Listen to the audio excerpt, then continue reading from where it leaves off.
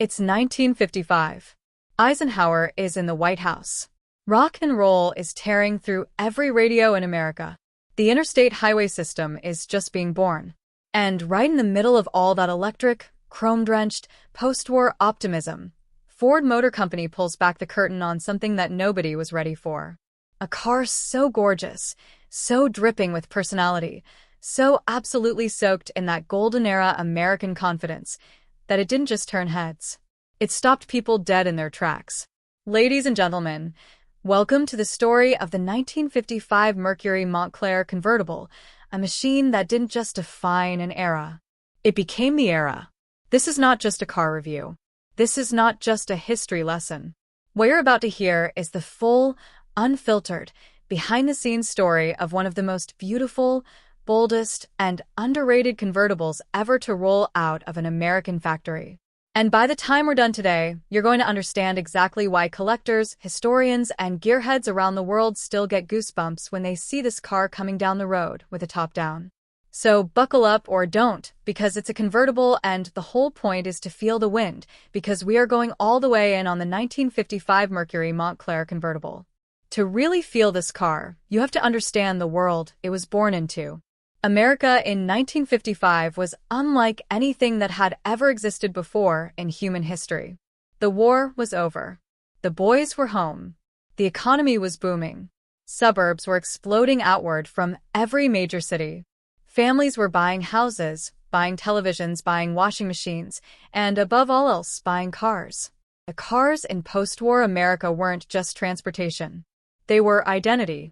They were status. They were the physical manifestation of the American dream rolling on four wheels. The bigger, the shinier, the more chrome, the better. Detroit knew this. Detroit lived this. And nobody played that game with more flair than the big three automakers as they battled it out for the soul and the wallet of the American consumer. Ford Motor Company had reorganized itself brilliantly coming out of the war years. By the mid-1950s, Ford had its flagship line. It had Lincoln up at the top of the luxury pyramid, and right there in the middle, bridging the gap between affordability and aspiration, it had Mercury. Mercury was the brand for the person who wanted more. Not quite Lincoln money, but absolutely not satisfied with just a plain Ford. Mercury buyers were the upwardly mobile, the style-conscious, the people who worked hard and wanted the world to know it every single time they pulled out of their driveway. And in 1955, Mercury completely redesigned its model lineup from the ground up. New styling, new identity, new ambition. And sitting right at the top of that new lineup, the crown jewel, the showstopper, the piece de resistance, was the brand new Mercury Montclair. And the most spectacular version of that brand new Montclair? The convertible. Now, here's something fascinating that most people don't know. The true origins of the Montclair nameplate are actually shrouded in a bit of mystery. Even Ford's own historians aren't 100% certain where the name came from. But the leading theory, the consensus among those who have dug deepest into the archives, is that it was derived from Montclair, New Jersey, an affluent, sophisticated community located right near the then new MAWA assembly facility where these cars would be built. Think about that for a second. They named this premium, aspirational automobile after a wealthy New Jersey suburb. That tells you everything you need to know about who Mercury was trying to speak to with his car. This was a vehicle designed for people with taste, people with ambition, people on their way up. Let's talk about how this car looks. Because if you've never seen a 1955 Mercury Montclair convertible in person, no photograph, no matter how good, fully prepares you for the experience. For 1955, Mercury's designers came in swinging. The entire model line got a dramatic redesign, and the Montclair was positioned as the premium sedan line sitting above the Monterey. But while the Monterey was beautiful in its own right, the Montclair was something else entirely. The Montclair was the one that made your jaw drop. The defining visual signature of the 1955 Montclair was the color contrast panel below the window line. Now, in an era when two-tone paint schemes were everywhere, when every manufacturer was playing with color combinations to attract buyers, Mercury went a step further. On the Montclair, that contrast panel below the windows was specifically color-coordinated with the roof. So you had this gorgeous, intentional interplay of color that wrapped around the car, creating a look that was simultaneously dramatic and perfectly composed. When you drop the top on a Montclair convertible, this design language becomes even more spectacular. With the roof down, you see the pure sculptural lines of the body completely uninterrupted. The long hood stretching forward, the sweeping fenders, the wide, welcoming cockpit, the dramatically styled rear. This car, with the top down on a sunny American highway, is one of the most beautiful visual experiences that the 1950s automotive era ever produced. Full stop. The interior of the 1955 Montclair convertible was equally impressive and equally intentional. Standard equipment included cloth and vinyl upholstery, not a cheapo fabric-only interior like you'd find lower down the range, but a thoughtful combination that balanced luxury with durability. Full interior carpeting came standard. Chrome window surround moldings came standard. Mercury was sending a message with every single detail. This car is premium. This car is for someone special. And then there were the options. Oh, the options list on a 1955 Montclair was like a catalog of desires for the American dream. You could add a heater and windshield defroster, a radio, a power-adjustable front seat, power windows, power steering, power brakes, auxiliary road lamps. In 1955, having power windows on your car wasn't just convenient, it was a statement. It said that you had arrived. It said that you didn't have to crank anything by hand if you didn't want to. The retail price for the 1955 Mercury Montclair two-door hardtop coupe was listed at $2,631. In today's money, that's roughly $30,882. And for that, you got one of the most visually stunning, most feature-packed, most head-turning automobiles that American industry could produce. When you consider what you were getting for that price, the styling, the features, the performance, the prestige, the Montclair convertible represented extraordinary value for the aspirational American buyer of 1955. And the market responded. In the 1955 model year, the Montclair series moved 71,588 units. That's not just impressive for a premium vehicle, that's a cultural phenomenon. People wanted this car. People needed this car. It fit perfectly into the moment that America was living in. Now let's talk about what's lurking under that long, gorgeous hood. Because the 1955 Mercury Montclair convertible didn't just look fast. It had the mechanical substance to back up every single visual promise it made.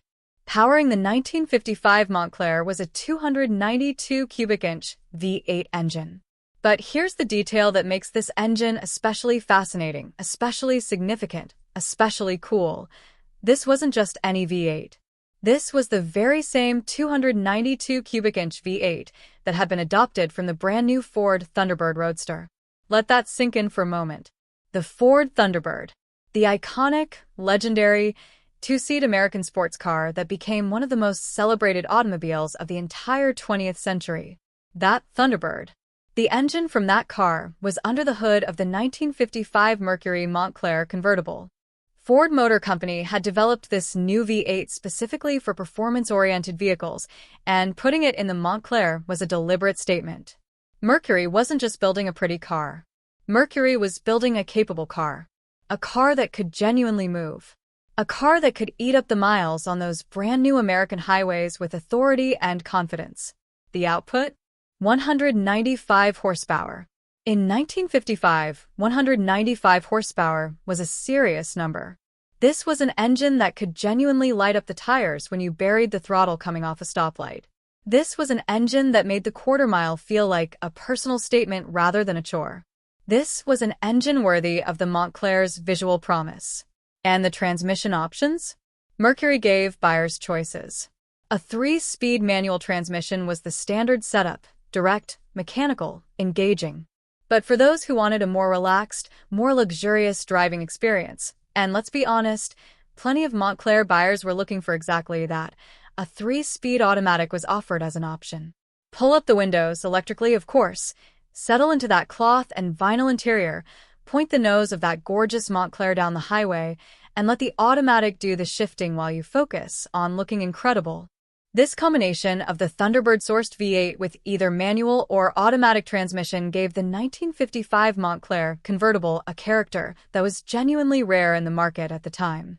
It was luxurious without being soft. It was quick without being raw. It was precisely the kind of vehicle that could do double duty, weekend highway blaster with the top down, weekday business statement in the company parking lot. Now we need to talk about something extraordinary. Something that most people, even dedicated classic car enthusiasts, don't know about the 1955 Mercury Montclair lineup. Because within the Montclair series, Mercury offered a variant so unique, so ahead of its time, so utterly fascinating that it deserves its own chapter in American automotive history. I'm talking about the Mercury Montclair Sun Valley. For 1955, the Montclair model line offered the Sun Valley as a special variant, succeeding the Monterey Sun Valley that had been offered in 1954.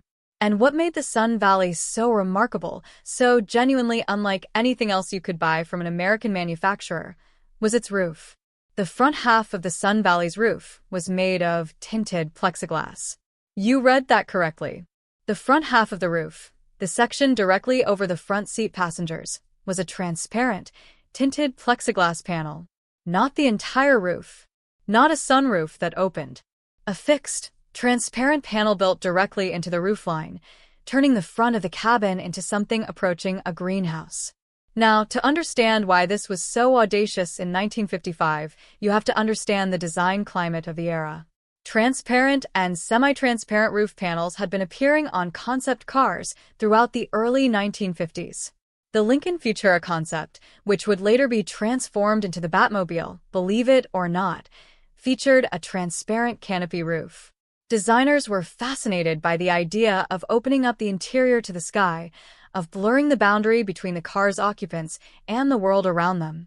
But concept cars are one thing. Production vehicles, cars that real people buy and drive every day, are another thing entirely. And Mercury, with the Sun Valley, was attempting to take this futuristic concept car idea and make it real. The Sun Valley also offered something the convertible couldn't: hardtop structural rigidity combined with the open-air feeling of being surrounded by light and sky. In contrast to the pillared Ford Fairlane Crown Victoria Skyliner, which had a similar concept, the Mercury Sun Valley was actually a hardtop design. True hardtop. True plexiglass front roof panel. In theory, it was brilliant. In reality, it had a problem. The problem was heat. Air conditioning as a factory-supplied option was not yet available on Mercuries in 1955. It wouldn't become a factory option until 1956. And sitting under a tinted plexiglass roof in the American summer sun, without air conditioning, turns the front of the cabin into something resembling a greenhouse in August. The interior heat buildup was, by virtually all accounts from owners of the era, genuinely unacceptable during warm weather. The market rejected the concept decisively. In total, across the entire 1955 model year, only 1,787 Sun Valley units were produced. Compare that to the broader Montclair production numbers, and you understand immediately how dramatically the market voted with its wallets against the transparent roof idea. But here's the thing about failure in automotive history: it's often the most fascinating chapter. Those 1,787 Sun Valley units survived in small numbers. They're extraordinarily rare today. They represent an audacious experiment from an era when American automakers were genuinely willing to try almost anything in pursuit of the next big thing. And they're a reminder that innovation isn't always vindicated immediately.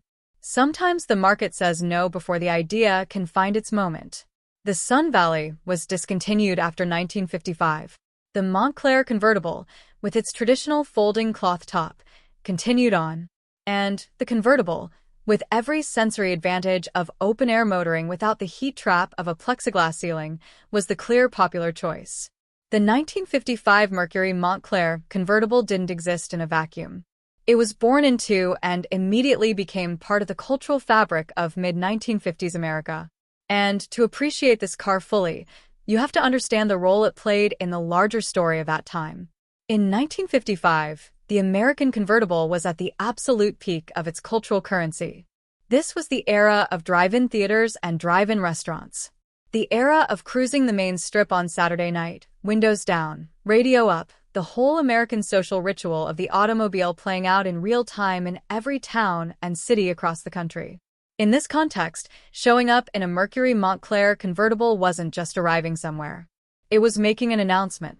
The Montclair, with its premium positioning in the Mercury lineup, with its Thunderbird engine, with its two-tone color schemes and chrome trim and color contrast panels, was unmistakably a step above. It said something about the person driving it. It said they had taste. It said they had earned it.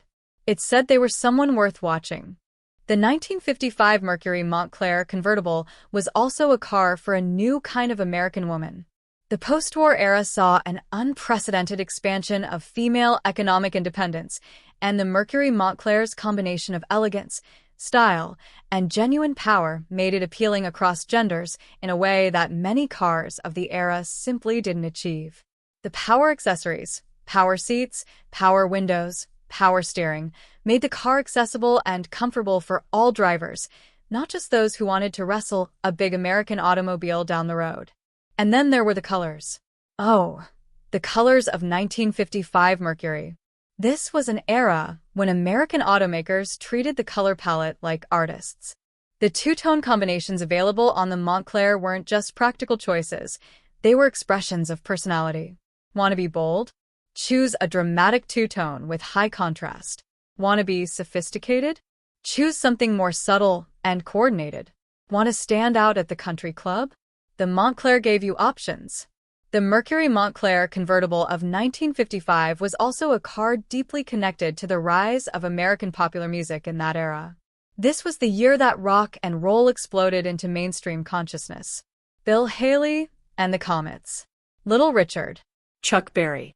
The music was electric and kinetic and alive, and it demanded a soundtrack car. A car that could make even a grocery run feel like an adventure. The Montclair convertible, top-down, radio blasting, was that car. It was the physical embodiment of everything that was exciting and new and alive about America in 1955.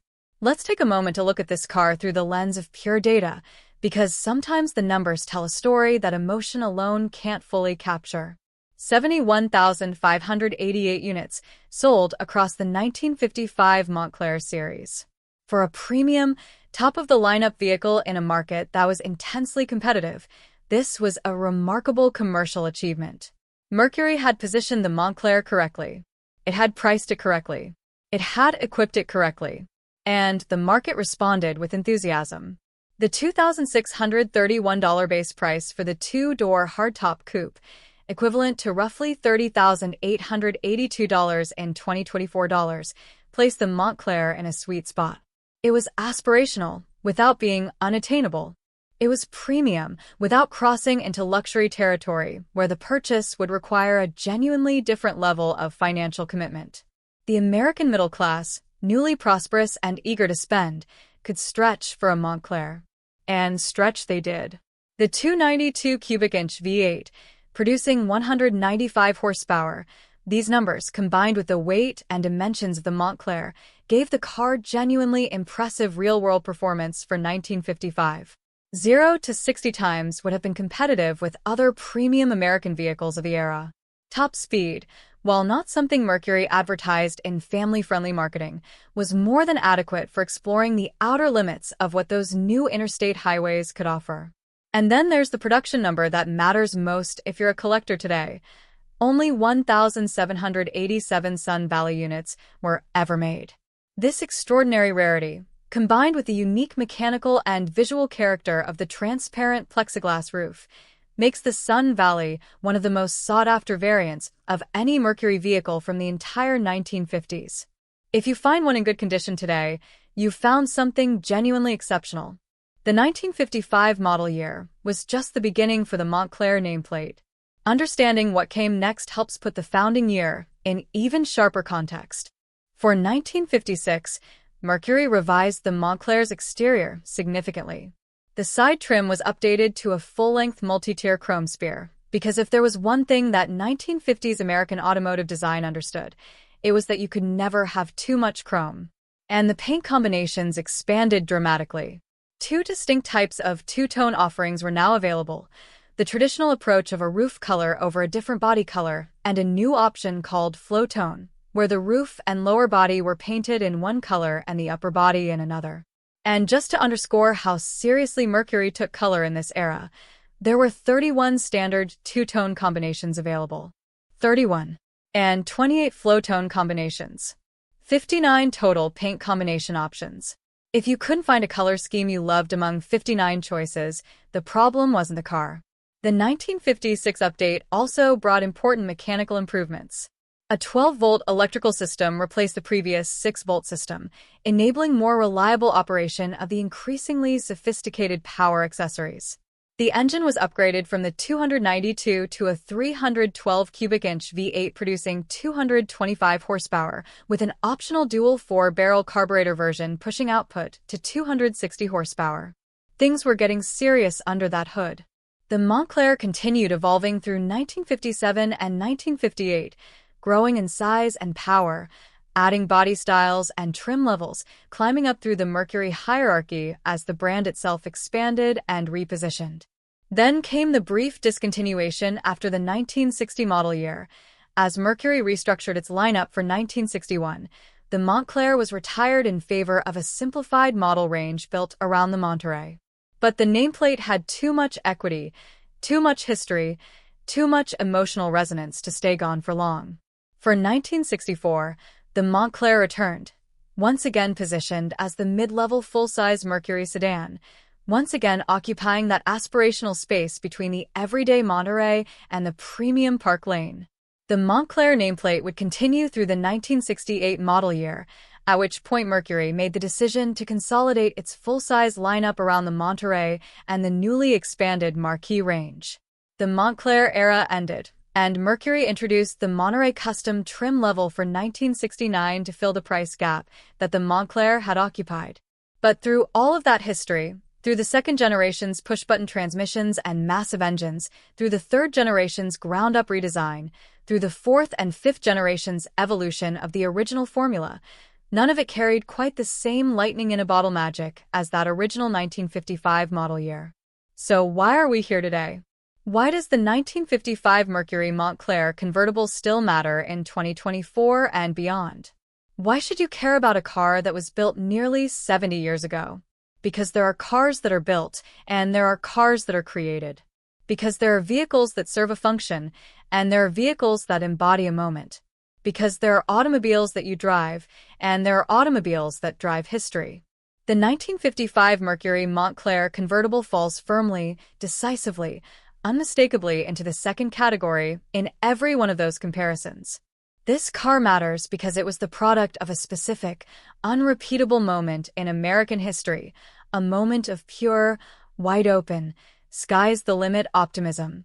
A moment when the American automotive industry was at the absolute peak of its creative ambition. When designers were dreaming as big as the country itself. When engineers were pulling the Thunderbird engine out of Ford's new sports car and dropping it into a full-size luxury convertible just because they could. Because why not? Because America in 1955 operated on the principle that more was more, and the best was yet to come. This car matters because it represents the apex of a design philosophy that no longer exists. Nobody builds cars like this anymore. The sculptural chrome trim. The theatrical two-tone paint schemes. The color contrast panels deliberately coordinated across the roofline. The vast, comfortable interior with its cloth and vinyl upholstery and full carpeting. The massive hood stretching out ahead of you like a promise. These things aren't just aesthetics, they're a philosophy. A philosophy that says a car should be an experience, not just a conveyance. This car matters because surviving examples, particularly convertibles, which faced decades of weather exposure and the additional structural stresses of open-top motoring, are genuinely rare. When you find a well-preserved 1955 Mercury Montclair convertible today, you're finding a survivor. You're finding a machine that somehow made it through 7 decades of American life, through oil changes and rust seasons and garage moves and estate sales and auctions and restorations. Finding one that's been properly loved and preserved is like finding a piece of living history. And this car matters because it's beautiful. Not in a dated way. Not in a it was beautiful for its time way. but genuinely, timelessly, stop traffic on a modern street beautiful. There is something about the proportions of a 1955 Montclair convertible with the top down and the right two-tone paint scheme that transcends its era. That speaks directly to some deep human appreciation for form and line and proportion that doesn't age. For those of you thinking about this car from a collector's standpoint, and in our community, I know that's most of you, let me give you the perspective that years of studying these machines provides. The 1955 Mercury Montclair Convertible is, in the hierarchy of collectible 1950s American automobiles, genuinely underappreciated relative to its true significance. The market tends to concentrate attention on Chevrolets and Fords from this era, the Bel Air, the Nomad, the Thunderbird. Mercury, despite building some of the most visually stunning and historically significant automobiles of the 1950s, has historically flown somewhat under the radar. This is both good news and bad news for collectors. The bad news: the market doesn't fully reward you for the objective quality and beauty of a 1955 Montclair convertible in the way that a comparable Chevrolet or Ford would be rewarded. The good news: this means that acquisition opportunities exist at price points that make genuine sense. You can acquire a significant piece of American automotive history, a car with real performance credentials from a Thunderbird-sourced V8, with spectacular styling from Mercury's design team at the peak of their powers, with documented production figures that confirm genuine rarity, at a price that the equivalent Chevrolet or Ford would never offer. The Sun Valley, in particular, represents perhaps the most dramatically undervalued variant in the entire Montclair story. With only 1,787 produced, with a mechanical specification that is utterly unique in American automotive production history, with a connection to the futuristic concept car design language of the early 1950s that no other production vehicle can match, the Sun Valley should, by any rational analysis, command extraordinary collector premiums.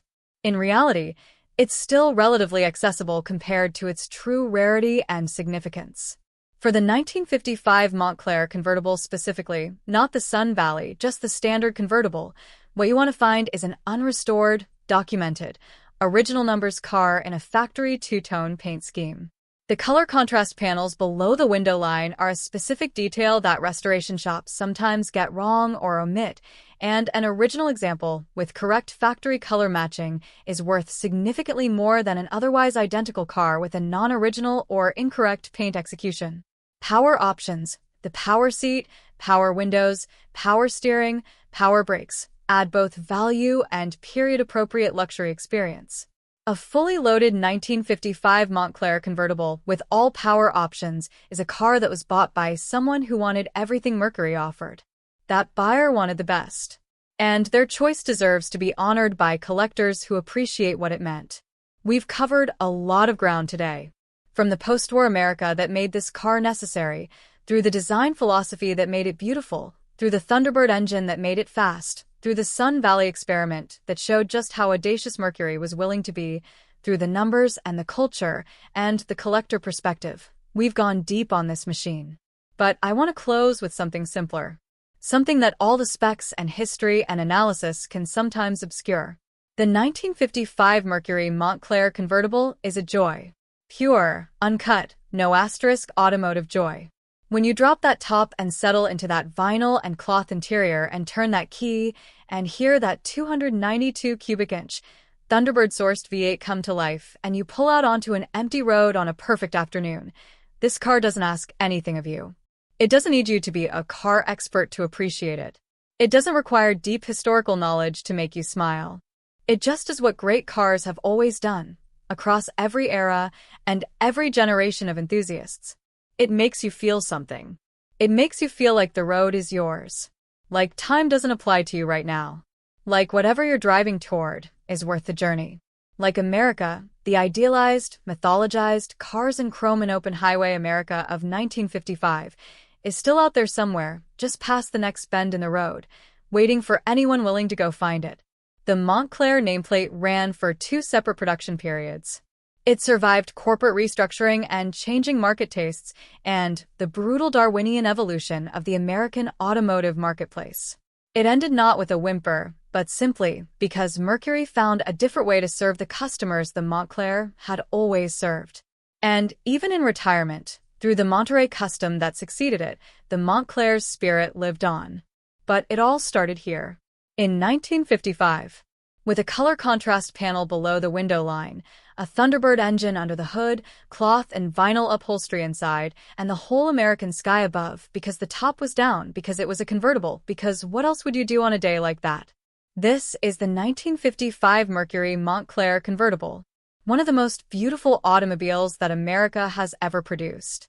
And if you ever get the chance to see one, really see one in person on a sunny day, maybe even from behind the wheel, do not pass it up. You'll understand immediately why we're still talking about it nearly 70 years later. That's the power of a great car. And this one is great. I'll see you in the next one.